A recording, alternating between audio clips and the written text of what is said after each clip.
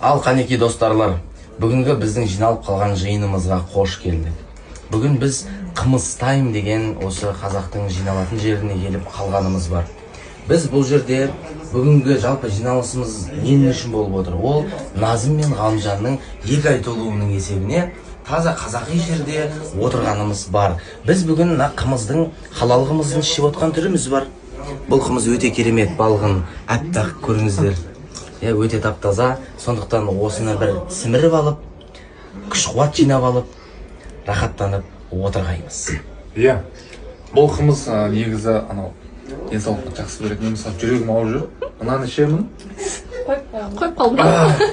Әрине, бірақ сенің қасында болған кезде жазылып кетемін ғой. Ол сияқты емес. Чуть-чуть, жақсы денсаулыққа. Ішіңіздер. Тиманы күтіп жатырық. Қазір Тима келеді.